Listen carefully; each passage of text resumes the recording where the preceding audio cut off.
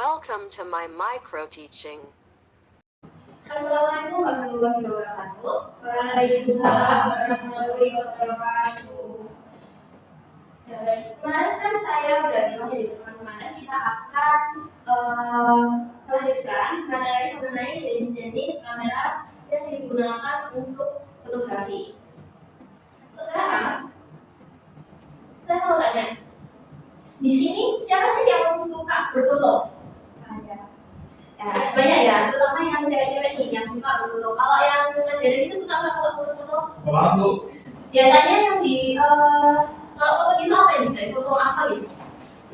pemandangan, Foto apa? untuk pemandangan. Foto pemandangan. Nah, kalau yang cewek-cewek nih, foto apa gitu yang biasanya disukai? Selfie.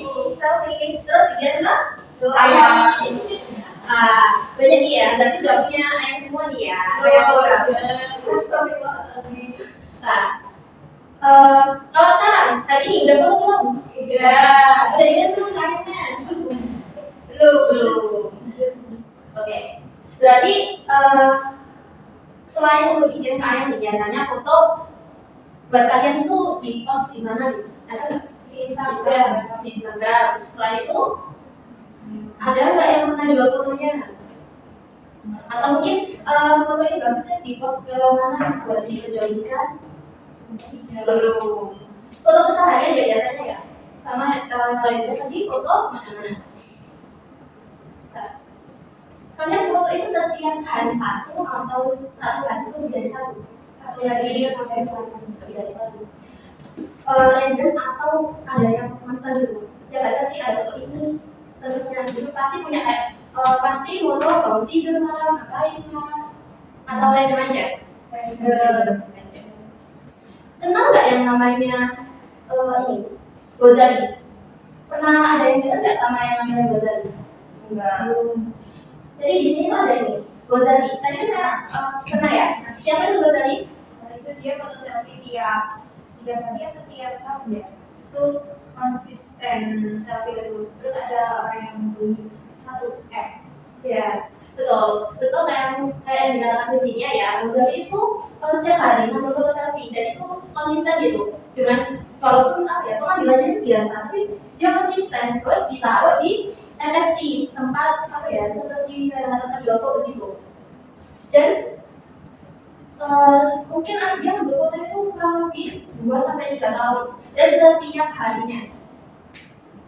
Ini masuk di berita 3 foto selfie termasuk Ghazali di NFT dari 42,9 miliar hingga 3,2 triliun. Padahal fotonya itu cuma ini, foto Ghazali itu cuma foto kesehariannya. Coba lihat ini. Sampai Kompas.com, kemudian mendapat Ghazali di berbagai perbincangan karena jual foto selfie-nya. Mempertimbangkan atau NFT atau OpenSea. Dikenal dengan nama Ghazali Everyday, pria berusia 22 tahun ini tak menyangka bahwa foto selfie-nya itu bisa meraup uang miliar rupiah saat menemui Universitas Suaporo Semarang pada Kamis 13 Januari 2022. Ghazali menceritakan awal mulai dirinya menjual foto selfie-nya tersebut. NFT dari kampus dan dari Indonesia juga. Sebelum menuju program studi animasi D4 ini, mengaku baru memberanikan diri mengunggah koleksi foto selfie-nya pada akhir Desember 2021 dari akun OpenSea Ghazali Everyday. Kemudian foto selfie yang sudah berjumlah 932 NFT ini akhirnya mulai dijual pada 10 Januari 2022. Aku cara sih. Nah, udah ya. Tadi kelihatan kan foto apa yang dia jual, hanya foto selfie. Nah, kalau kalian ada yang nggak yang berminat meniru jejak Ghazali ini? Kan tadi udah sering kayak gitu ya, tiap hari foto-foto. Ada nggak yang berani niru jejak Ghazali, foto selfie setiap hari terus pada jual-belikan di NFT? Kenapa lo nggak berminat gitu? Karena sekarang banyak cyber itu. Iya, kamu bisa menggunakannya. Tapi mungkin kayak Yuda, tadi foto pemandangan ya, bisa gitu ya. Kalau ada nggak yang membuat kita NFT terus dijualbelikan karya orisinilnya sendiri? Boleh itu bisa. Bisa ya. Jadi kalau kalian suka foto itu kan hobi, sebalik dari hobi. Kalau didalami terus diteruskan gitu bisa loh mendapatkan uang dari situ kan lumayan tuh buat tambahan uang jajan. Apalagi kalau sampai berapa tadi 3,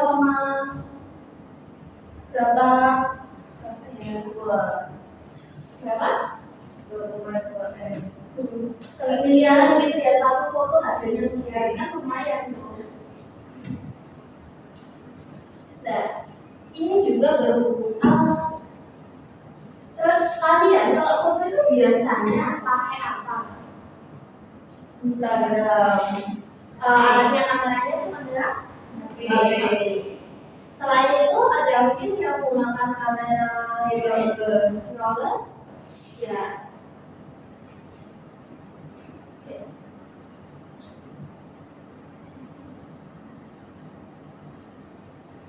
Mirrorless, selain mirrorless ada lagi apa itu aja? DSLR. Pernah ya berarti pakai itu semua. Kamera-kamera yang kalian gunakan untuk berfoto ini berhubungan dengan materi berikutnya yang akan kita bahas, yaitu jenis-jenis kamera. Nah, di sini saya mau buat dua tim di kelas ini, buat dua tim ya, untuk menyelesaikan kasus mengenai jenis-jenis kamera yang digunakan dalam berfoto ataupun video gitu. Yuk, kita tentukan dulu jumlah siapa yang masuk ke kelompok 1 dan siapa yang masuk ke kelompok 2.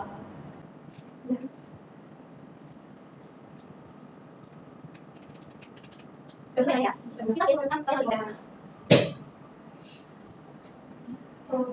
Pertama satu kelompok 10. Rena masuk kelompok 1. Terus berikutnya? Nanti di kelompok 1.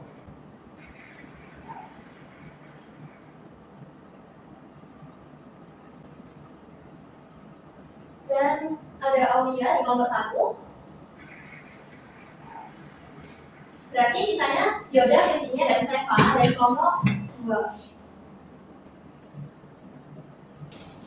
Nah, di kelompok 1 kan udah ada Rera, Nadia, Aulia, terus kelompok 2 ada Yoda, Virginia, dan Seva. Nah, tugas kalian apa sih? Tugas kalian itu yang kelompok 1 menyelesaikan kasus 1. Jadi di kasus 1 itu deskripsi tugasnya ada seorang travel blogger membutuhkan kamera yang ringan, mudah dibawa, namun tetap mampu menghasilkan gambar berkualitas tinggi. Dia mempertimbangkan antara kamera compact high-end kamera mirrorless. Terus di kasus 2 untuk kelompok 2 ada seorang penyelam profesional ingin mengembangkan hobinya menjadi fotografer di bawah air. Dia mencari kamera yang tahan air dan dapat menghasilkan foto berkualitas tinggi di bawah permukaan laut. Nah, untuk analisis yang harus kalian lakukan sudah tertera, dan saya akan membagikan LKPD yang akan kalian tuliskan nanti ya hasil analisisnya di sana. Sudah saya bagikan di grup kelas. Sekarang kalian dapat berkelompok dengan kelompoknya masing-masing. Di sini bisa diisi kelompok 1 dan sebelah sini bisa diisi kelompok 2. Kelompok 2 pindah, kelompok 1 pindah ke bagian masing-masing.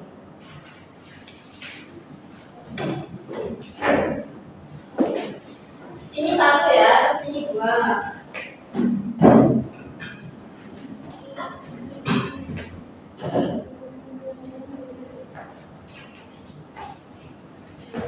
Sekarang kalian boleh diskusikan bersama kelompoknya.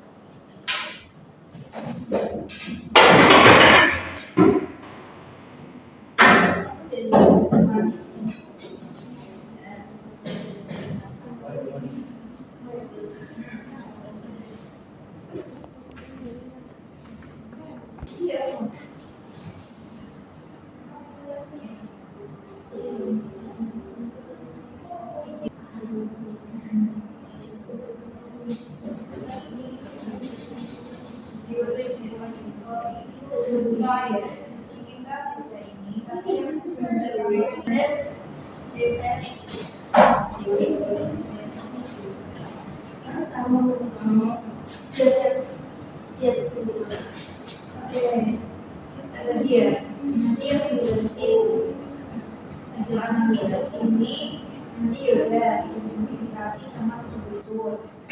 Nanti kalau ada yang ini terus poin-poinnya aja. Terus yang solusi ini siapa aja, terus dibikin jenis kameranya aja. Soalnya yang lulus tingkat sama kamera. Terus yang simulasi juga.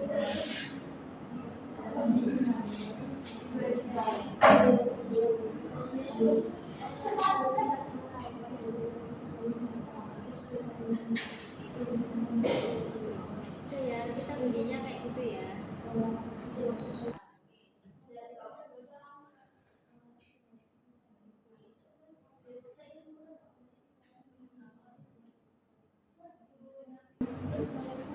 Udah semua belum untuk pengertiannya? Udah, Ibu. Jadi udah ya. Sekarang waktunya kita presentasi. Tolong kalian kirimkan hasilnya. Sudah. Sekarang yang mau presentasi duluan siapa? Nomor 2. Nomor 2 atau nomor 1? Mau di spin? Spin ya. Kita spin yang maju dulu siapa? Dua saja dulu. Kamu namanya Cebu. 1 atau 2? 1 atau 2. Kalau 1 duluan ya, yang maju ya. Ya kalau 1 bisa itu apa sih kalau itu? Kalau 1 mengerjakan kasus tentang problem ya, ini udah selesai ya sebenarnya.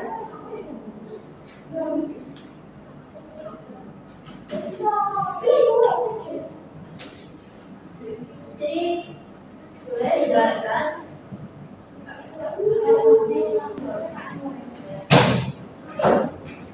Ayo saya silakan presentasi.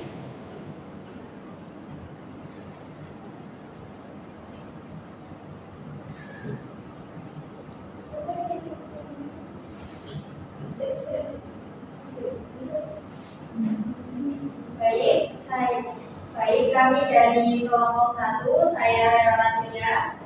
Saya Dia Ima. Saya Udia Sadianti. Akan mempresentasikan dari hasil analisis pada kasus 2.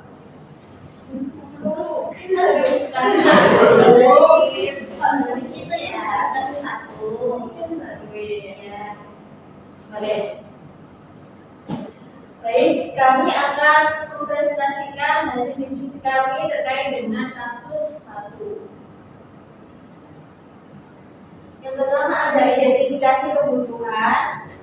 Seorang travel blogger membutuhkan kamera yang ringan dan mudah dibawa, kemudian mampu menghasilkan gambar berkualitas tinggi, memiliki fitur tambahan yang mendukung kegiatan travel blogging seperti konektivitas Wi-Fi dan stabilisasi gambar.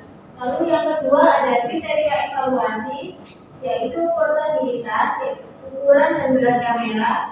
Kemudian ada kualitas gambar, mencakup resolusi sensor, kemampuan dalam kondisi cahaya rendah dan oscilansa. Lalu ada fitur tambahan, mencakup konektivitas Wi-Fi dan Bluetooth. Kemudian stabilisasi gambar dan kemampuan video.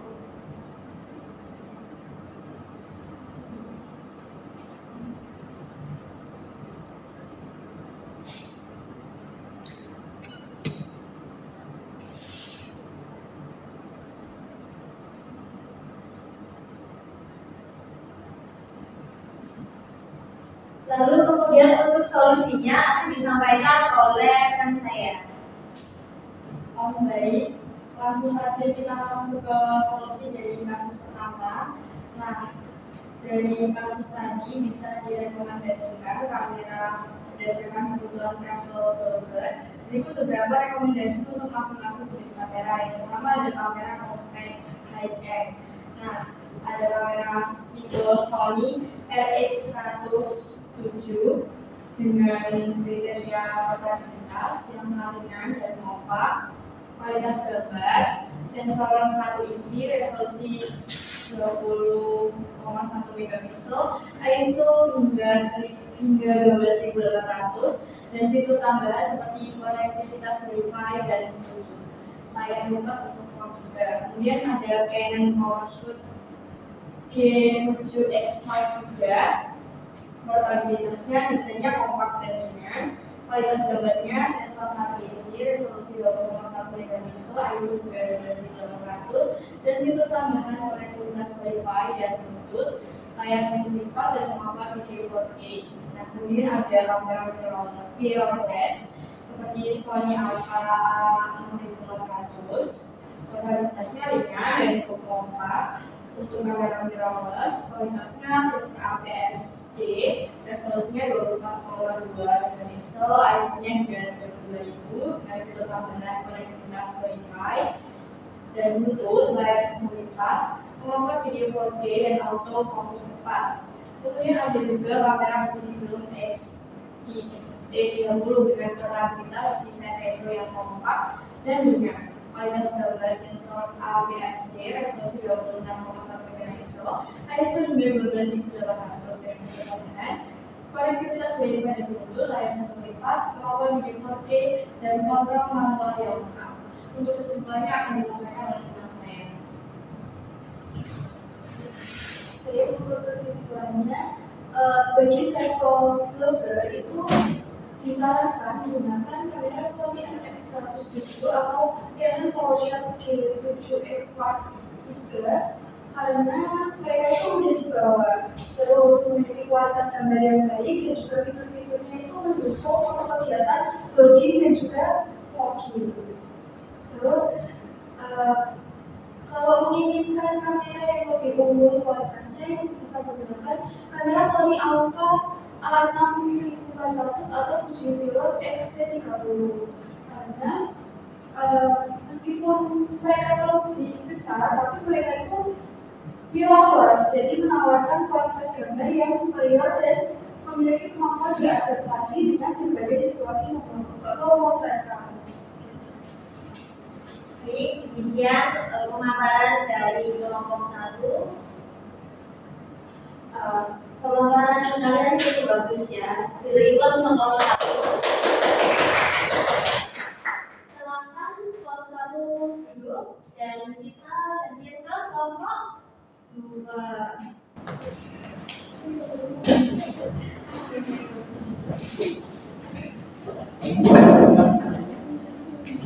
Kelompok 2.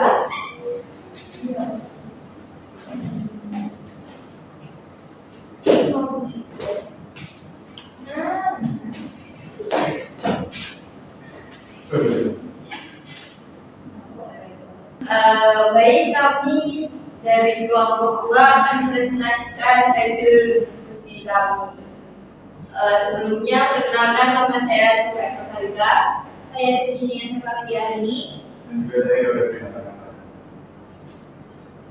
Di sini kita akan membahas tentang hasil analisis dari kasus 2. Yang pertama kita mengidentifikasi kebutuhan. Kita mengidentifikasi kebutuhan itu seorang penyelam profesional yang ingin mengembangkan hobi fotografi bahwa dia membutuhkan kamera yang dapat yang pertama bertahan pada kedalaman tertentu di bawah permukaan laut. Yang kedua menghasilkan foto berkualitas tinggi dalam kondisi cahaya yang rendah dan beragam. Dan yang ketiga tidak digunakan dalam kondisi basah dan mungkin dengan sarung tangan. Nah, yang kedua itu fitur yang harus dipertimbangkan. Yang pertama itu ada kedalaman tahan air, yang kedua ada kualitas gambar, yang ketiga ada kemudahan penggunaan, yang keempat ada lensa, yang kelima ada stabilisasi gambar, terus yang keenam ada daya tahan baterai, dan yang ketujuh ada aksesoris tambahan.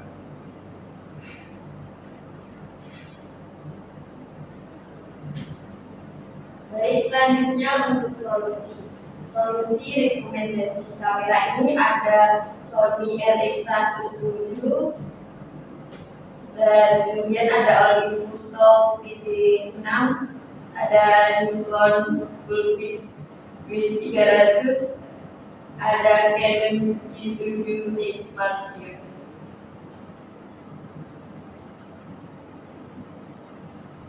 Oke, saya menyampaikan kesimpulan dari hasil diskusi kami. Jadi dari beberapa pilihan kamera di atas, setiap kamera memiliki kelebihan masing-masing. Untuk kebutuhan penyelam profesional yang menginginkan fleksibilitas stabilitas dan kualitas gambar yang tinggi Sony RX 107 dan Canon T7X Mark III bisa menjadi pilihan yang sangat baik karena kemampuan sensor dan lensa mereka yang unggul. Sementara itu, Olympus T6 dan Nikon Focus B300 menawarkan daya tahan yang lebih tangguh dan kemudahan penggunaan dalam kondisi ekstrim. Memilih kamera yang tepat akan sangat bergantung pada prioritas spesifik penyelam, apakah itu kenyamanan air, kualitas gambar, atau kemudahan penggunaan. Sebaiknya penyelam mencoba beberapa pilihan tersebut untuk menentukan mana yang paling sesuai dengan kebutuhan dan preferensinya. Sekian presentasi hasil diskusi kelompok kami. Mengucapkan terima kasih. Kelompok D. Kelompoknya itu kelompok 2. Baik, terima kasih kelompok 2 silakan. Kembali. Jadi jika diambil kesimpulan dari dua kasus ini, untuk penyelam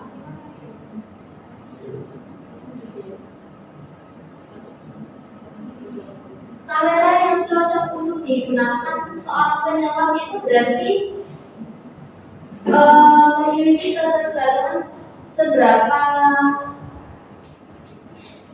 dalam dia menyelam dan keinginan penyelam itu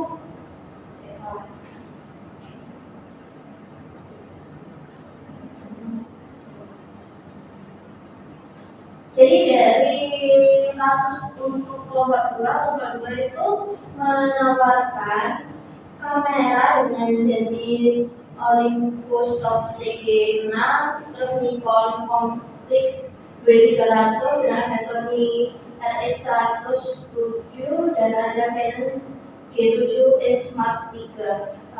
Di setiap ini diberi penjelasan ya oleh kelompok 2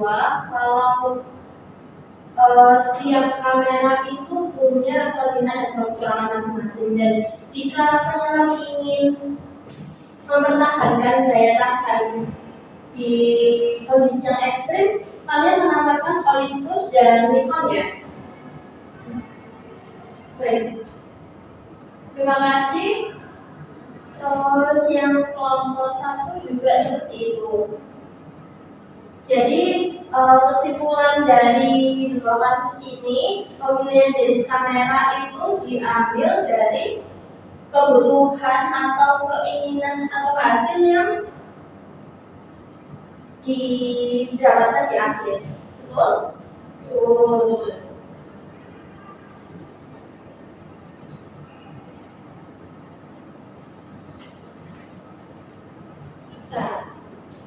Karena presentasi kalian sudah bagus untuk kelompok 1 dan 2, kita beri plus sekali lagi pelajaran.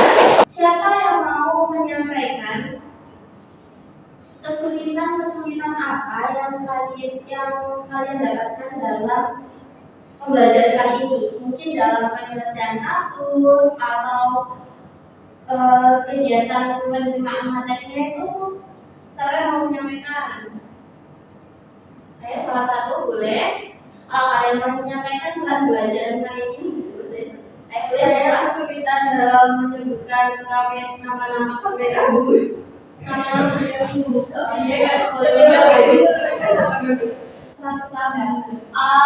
Namanya atau mencari tahu jenis-jenisnya, penyebutan kamera, penyebutan namanya. Oh, penyebutan namanya.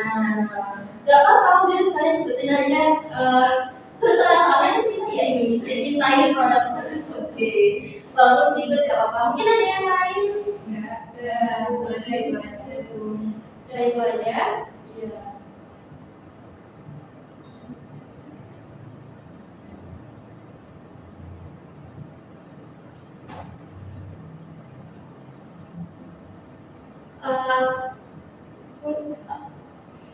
Jadi saya anggap kalian nggak ada kesulitan untuk mempelajari jenis-jenis kamera ini, dan saya anggap kalian sudah paham jenis-jenis kamera dan kegunaannya. Jadi kita akhiri pembelajaran kali ini dengan pembacaan doa. Boleh saya baca pembacaan doa? untuk mengakhiri pembelajaran kita pada kali ini adalah kita berdoa untuk pekerjaan masing-masing. Berdoa gitu. Doa selesai. Terima kasih dan sampai jumpa di pertemuan berikutnya. Terima kasih. Sama-sama. That's all. Thank you.